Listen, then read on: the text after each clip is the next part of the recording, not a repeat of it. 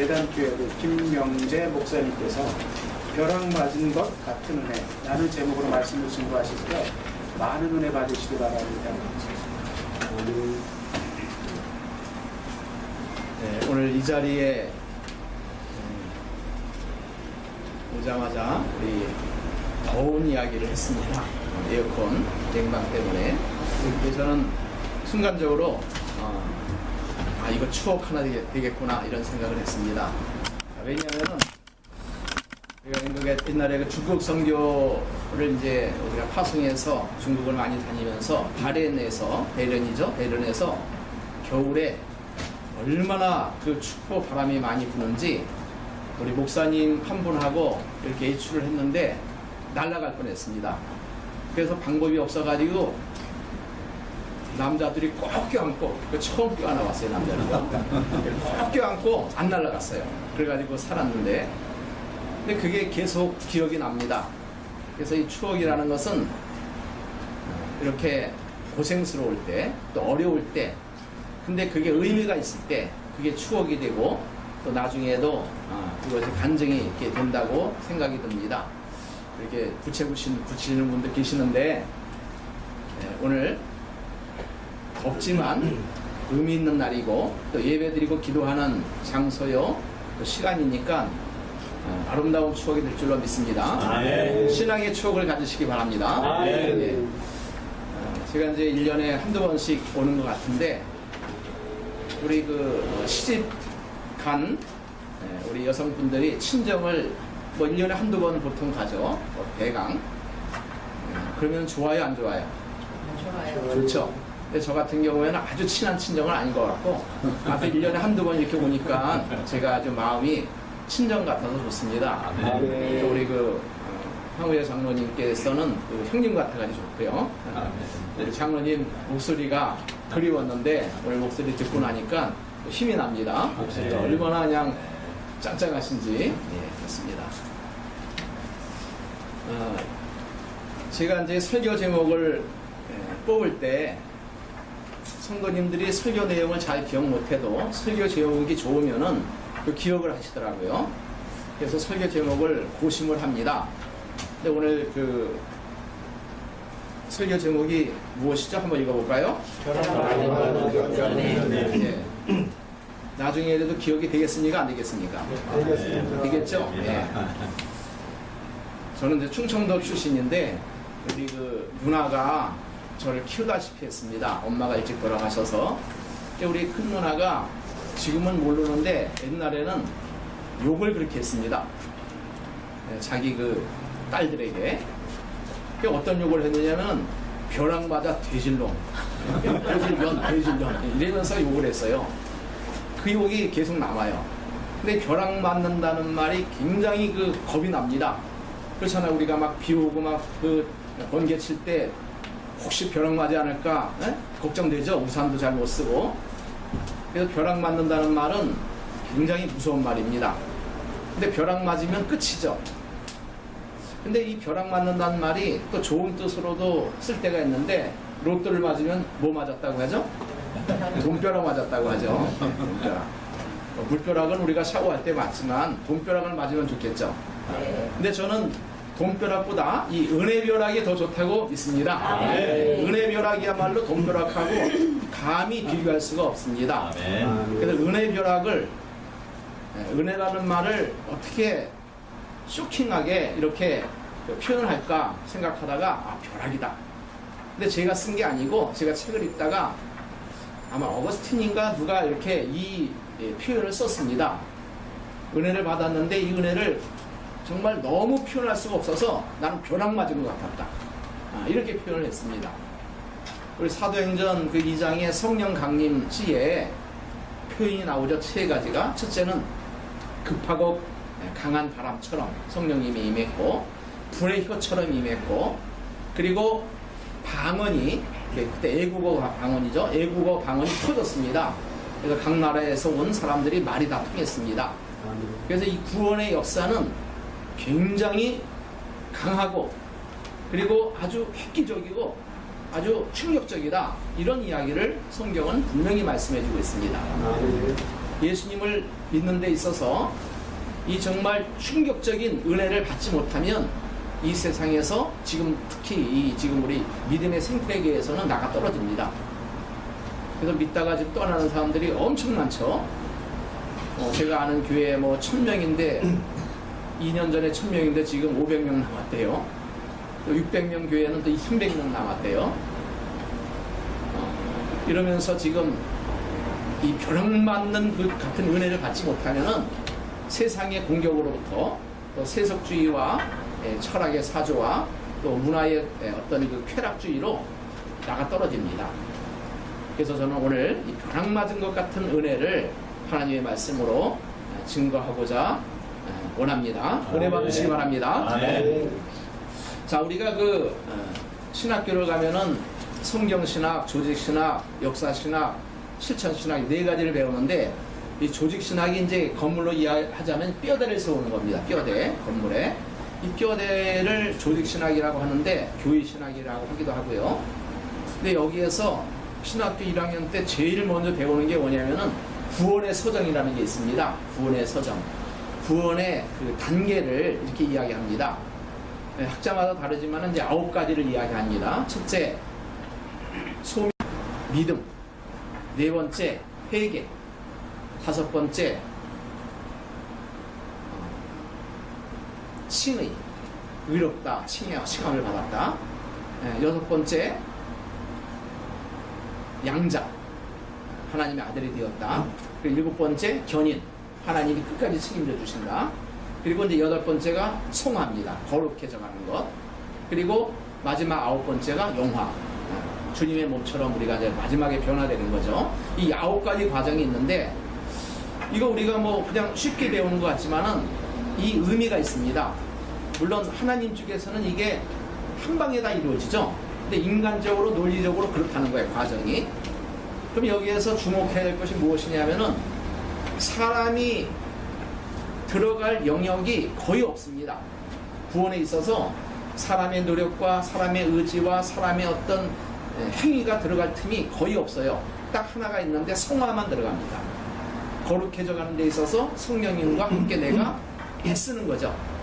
지금 신앙생활, 지금 우리는 성화 과정이 다 있는 겁니다. 여기에 이제 우리의 의지가, 신앙의 노력이 들어갑니다. 근데 나머지는 모두 다 하나님께서 하시는 거예요. 믿음도 내가 하는 거 아닙니까? 아니에요. 왜냐면은 믿음이 중생 다음에 있거든요. 거듭남 다음에 있어요. 거듭남은 하나님이 시키는 거 아닙니까? 하나님이 성령과 말씀과 예수님의 보혈로 거듭나게 하시는 거죠. 아멘. 그러면은 결국 중생 후에 믿음이 생기고 회개도 내가 하는 것 같지만은 결국은 믿음 때문에 하는 것이고 중생 때문에 하는 거죠. 아멘. 그럼 결국은 하나님의 전적인 은혜로 구원받았다. 여기에 관하여 성경은 분명하게 못을 박고 있습니다. 내가 할 일을 하지 말아야 된다는 이야기가 아니라 하나님의 은혜가 우리의 노력에 비하여 나의 신앙의 어떤 그 의지에 비하여 엄청나다는 거죠. 그래서 우리가 이제 칼빈주의에서는 불강력적 은혜 이렇게 표현을 합니다. 저항할 수 없는 은혜다. 하나님의 은혜가 얼마나 강력하게 임하는지 인간이 감히 저항할 수가 없다. 제가 이 말씀을 왜 드리냐면은 신앙생활은 결국 하나님을 어떻게 알고 믿느냐 여기에 따라서 결정이 됩니다. 근데 결국 하나님이 나한테 감당할 수 없는 은혜를 주셨기 때문에 내가 그 은혜에 감사하면서 정말 고마워하면서 겸손하게 주님을 따라가는 것이 신앙의 올바른 자세다 이렇게 볼 수 있습니다. 아멘. 오늘 본문의 말씀에 구원받은 우리가 어떤 존재로 바뀌었는지 네 가지의 상태와 신분을 말씀합니다. 첫째가 9절에 보면은 택하신 족속이다 이렇게 나오죠. 우리는 이 말을 그냥 흘려버리는데 이스라엘 백성들 입장에서는 선민이라는 뜻입니다. 저들은 이방인들은 개처럼 여겼습니다. 사람으로 안 여겼습니다. 왜요? 하나님이 자기 민족을 택했기 때문에. 그 자부심이 자긍심이 대단한 겁니다. 적어도 우리가 예수님을 믿으면 어떤 생각을 해야 되느냐? 하나님이 나를 선택했다. 아멘. 하나님이 나를 예정하시고 하나님이 나를 선택했다. 아멘. 여기에 관하여 울어야 됩니다. 아멘. 너무너무 고마워서 울어야 되고 신비해서 울어야 됩니다. 아멘. 그 택하신 족속으로서의 이 신분과 정체성을 우리가 가졌습니다. 누구 때문에? 하나님의 은혜로, 예수님의 보혈로, 하나님의 말씀으로. 그 택하신 족속입니다. 두 번째는 왕 같은 제사장들이다 이렇게 나오죠. 왕도 대단하고 제사장도 대단한데 왕 같은 제사장, 이거는 구약에서는 있을 수 없는 신분입니다. 구약은 왕 따로 제사장 따로죠. 사울이 왕인데 제사장 역할을 하다가 하나님께 버림받았잖아요. 근데 우리 신약의 성도들은, 저와 여러분은 왕 같은 제사장입니다. 왕이라는 것은 권세가 있는 것이고, 제사장은 하나님께로 사람들을 이끌어내는, 중보하는 직분을 가진 사람을 제사장이라고 합니다. 근데 우리는 권세 있는 하나님 앞에 중재자들이다. 세상과 하나님 사이에 이 놀라운 신분을 가진 줄로 믿습니다. 네. 세 번째는 거룩한 나라요. 이 거룩한 나라라는 말은 어떤 뜻이냐면은 구별됐다는 뜻입니다. 세상으로부터 우리는 구별된 존재다. 다시 말씀드리면은 세상의 사람들처럼 그렇게 살지 말아야 된다는 뜻입니다.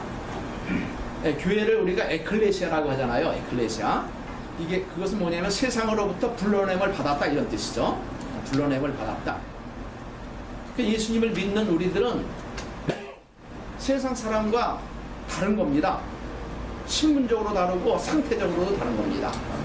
그게 교회의 정체고 또 교회를 다니는 신자들의 본질적인 위치입니다. 거룩한 나라라는 이 말을 잊지 말고 세상과 우리가 대적해서 이렇게 특별하게 살라 이런 이야기가 아니라 이 정신을 바짝 차리고 내가 목사지, 내가 장로지, 내가 집사지, 내가 권사지 그러면서 내가 하나님의 사람이라는 것을, 거룩한 나라라는 사실을 아주 늘 확인하면서 살아야 될 책임이 우리에게 있는 줄로 믿습니다. 네. 자, 마지막은 소유가 된 백성이다 이렇게 나오죠. 자, 소유라는 말은 등기가 되었다는 뜻이죠. 차를 하나 사도 등기가 되죠. 땅 하나 사면은 이거 굉장하지 않습니까? 이거 등기 잘못 관리하다가는 큰일 나더라고요. 제가 교회 그 등기 필증을 어디다 잘 놔뒀는데 이것을 못 찾겠어요. 그래가지고 서재를 다 뒤져가지고 이틀간 뒤져가지고 어디 봉투에 이렇게 있더라고요. 그래 겨우 찾았습니다. 그거 없으면은 어디 가서 계약할 때 이게 다른 걸 막 증거를 또 대야 돼요. 그만큼 이 권리증이 굉장히 중요합니다. 근데 우리는 하나님이 뭐라고 말씀하십니까? 너는 내 것이다. 내 소유다. 내가 너를 책임지겠다. 심지어는 나의 오른팔로 너의 오른팔을 붙들어 사용하겠다. 이렇게 말씀하죠. 이사야서에 보면. 근데 제가 그 말씀을 이제 부흥에 나가서 한번 이렇게 시연을 했거든요. 자, 하나님의 오른팔, 나의 오른팔. 그러면 이게 잡는 게 이렇게 잡는 게 아니란 말이에요. 하나님이 내 뒤에서 내 손을 잡아가지고 내가 하는 일이 다 하나님의 일이 되도록 하시는 그런 표현이더라고요. 제가 깨닫고 보니까. 그래서 우리가 지금 어떤 일을 하든 간에 나는 하나님의 소유다 라고 생각할 때 나는 하나님이 내 손을 잡고 내가 하는 일을 하나님의 손으로 다 해주신다. 이 확신을 가지고 하시기 바랍니다. 아멘. 신나겠죠? 아멘. 내가 하는 일이 하나님의 손이 되니까. 아멘. 이 믿음을 가지고 행하게 되면은 별로 두려울 것이 없습니다. 아멘. 담대하게 하나님의 일을 하시기를 주의 이름으로 축원합니다. 아멘. 자, 이제 이렇게 우리는 하나님의 놀라운 은혜로 구원받았고 하나님이 주시는 신분과 위치와 능력을 가졌습니다. 자, 그러면은 이것을 왜 우리에게 허락하셨느냐? 그냥 금방 데려가시면 천국 가면 좋을 텐데 이 땅에 남겨주신 이유는 후반절에 보면은 그의 기이한 너희를 어두운 데서 불러내어 그의 기이한 빛에 들어가게 하신 이의 아름다운 덕을 선포하게 하시기 위함이다. 이게 무슨 뜻일까요? 우리가 어두운 데서 불러냄을 받아서 빛에 들어왔죠. 이 하나님의 영광을 먼저 맛봤습니다. 이 아름다운 덕을, 이 놀라운 소식을 이제는 다른 사람들에게 전하는 그 일을 하기 위하여 우리가 이 땅에 사명을 가지고 산다, 이렇게 말씀하고 있습니다. 아멘. 자, 하나님의 보좌 앞에 우리가 섰습니다. 하나님이 상을 주실 거예요. 믿지 않는 자는 이제 뭐 멸망으로 갈 것이고, 믿는 자는 상을 주잖아요. 그럼 상을 줄 때 하나님 앞에 가가지고 내가 이거 했습니다, 내가 저거 했습니다, 그러면서 막 이야기하면 하나님이 그랬구나, 내 말을 믿고 그것을 다 하시니까 상을 그대로 주실까요? 저는 이렇게 생각해요. 한번 뒤를 돌아봐라. 뒤를 돌아봤어요. 그랬는데 거기에 한 사람도 없어요. 너 뭐 했니? 한 사람도 전도한 사람이 없고 한 사람도 양육한 사람이 없는 겁니다. 그러면 상이 없는 거예요. 우리 그 부흥사들이 뭐 개털 면류관 뭐 이렇게 이야기하는데 면류관이 없는 겁니다. 생명의 면류관, 이걸 받으려고 하면은 내가 전도한 사람, 내가 양육한 사람이 있어야 됩니다. 믿습니까? 아멘. 이 일을 위하여 우리가 부름을 받은 줄로 믿습니다. 아멘. 근데 뒤를 딱 돌아봤는데 수도 셀 수 없을 만큼 많이 있는 거예요. 그러면 주님이 뭐라고 말씀하실까요? 네가 다 뿌린 거다. 네가 거둔 거다. 아멘. 전도를 해가지고 교회에 등록시키는 것이 전도가 아니고, 전도지 몇 장 준 거, 근데 그 사람 중에 100명 줬는데 한 명이 전도됐어요. 나중에 죽기 전에라도 그 사람 우리가 전도한 거예요. 내가 전도한 거예요. 아멘. 하나님 그렇게 여겨주세요. 아멘. 내가 좋은 말로 사람한테 예수님을 전한 게 있고, 그리고 아름다운 사랑의 참을성을 가지고 행한 게 있잖아요. 근데 그 사람이 나중에 나의 이미지를 가지고 예수 믿으면 좋겠구나, 예수 믿으면 참 훌륭한 사람들이 되겠구나, 이러면서 예수님을 믿게 되면 그게 뭐가 되겠습니까? 그게 전도가 된 거예요. 성경적으로 그게 맞습니다. 하나님의 동역자로 우리가 부름 받았기 때문에 전도 사실 하나님이 다 하셔요. 근데 우리가 거기에 슬쩍슬쩍 그냥 젓가락 올리는 거예요. 숟가락 올리는 거예요. 근데 하나님이 내가 했다고 다 해주시는 거예요. 하나님 좋으신 분이시죠? 아멘. 그렇게 우리는 이 아름다운 덕을 하나님 앞에 우리가 나타내야 될 줄로 믿습니다. 네. 자, 10절을 읽겠습니다. 시작. 너희는 전에는 백성이 아니하니 이제는 하나님의 백성이요 전에는 긍휼을 얻지 못하였더니 이제는 긍휼을 얻은 자니라. 저는 사실 오늘 이 10절 말씀의 후반절 말씀을 설교의 이 핵심으로 정하려고 했는데 더우니까 짧게 해야 되잖아요. 근데 길게 해야 추억은 되는데 아무튼 짧게 해야 되는데, 한마디로 딱 말씀을 드리면은 우리는 하나님의 긍휼로 사는 자다. 아멘. 이게 결론입니다.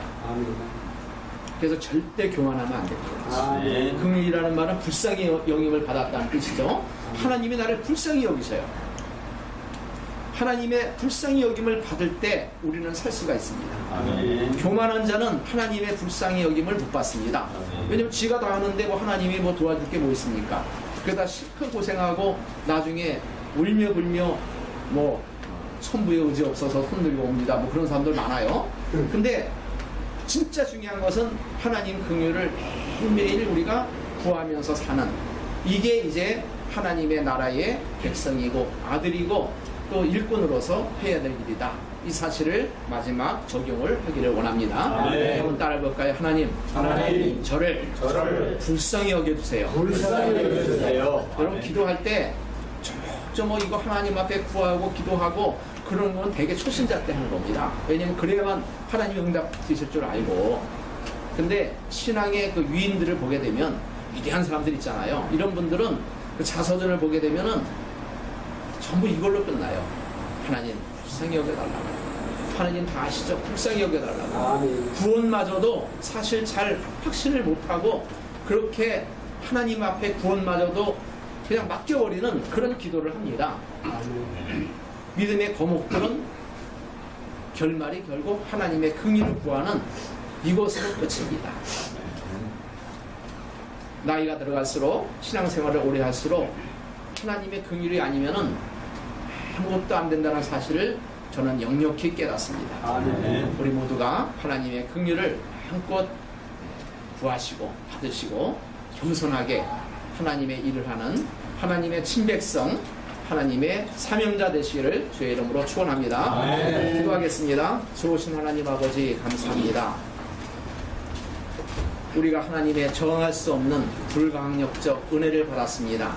이 은혜가 얼마나 놀라워서 감히 어떻게 보답할지 반응할지 잘 모릅니다.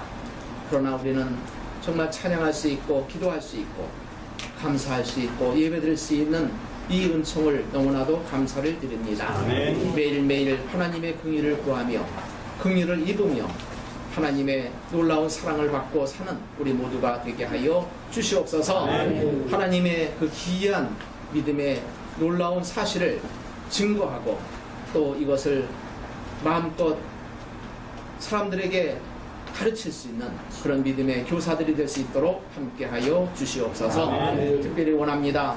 하나님이 사랑하는 우리 귀한 황우여 장로님에게 큰 은혜를 주신 것을 감사드립니다. 아멘. 인생의 많은 역정을 겪으면서 하나님만 의지하는 하나님의 사람이 되었사오니 아멘. 이후의 모든 삶이 하나님이 원하시는 대로 사용해 주시고 아멘. 이끌어 주시기를 간절히 원합니다. 아멘. 돕는 손길, 또 좋은 동역자, 또 많은 직원들 아름답게 사용해 주시고 아멘. 하나님의 은혜로 충만케 하여 주시옵소서. 아멘. 이 나라의, 이 사회의, 이 지역에 놀랍게 쓰임받는 하나님의 사람들이 될 수 있도록 이 귀한 사무실과 모든 사역을 축복하여 주시옵소서. 아멘. 또한 특별히 원합니다. 신앙생활할 때 어려움이 없게 하여 주시고 아멘. 하나님의 지혜를 받게 해주시며 믿음을 받게 해주시며 아멘. 또한 성령 충만함을 받게 하여 주시옵소서. 아멘. 오늘도 말씀 속에 놀라운 은혜를 우리가 더욱더 깨달으며 이 말씀을 생활 속에 적용하여 열매를 맺는 하나님의 사람들이 될 수 있도록 지도하여 주시옵소서. 아멘. 구하지 못한 것 많이 있습니다. 필요한 것도 채워주시고 또한 어렵고 힘든 일들 해결해 주시고 아멘. 하나님의 놀라운 흔적을 가지고 주님을 증거하는 하나님의 사람들 되게 하여 주옵소서. 아멘. 또한 우리 이 나라와 이 민족과 또한 북한의 동포들까지 하나님께서 주관해 주시고 하나님의 은혜의 사람들로 삼아 주시고 아멘. 통일의 일들이 평화롭게 이루어질 수 있도록 함께하여 주시옵소서. 아멘. 세계 선교사님들 하나님께서 붙잡아 주시고 교회를 세우고 병원을 세우고 학교를 세우고 사회기관을 세울 때 하나님께서 그것이 겨자씨같이 생명이 있으면 큰 거목이 되듯이 이후의 모든 것들을 주관하여 주시고 아멘. 번성케 하여 주시옵소서. 아멘. 구하지 못한 모든 내용 개인적인 기도까지 연락해 주시기를 원하옵고 아멘. 예수님의 이름으로 간절히 기도하옵나이다.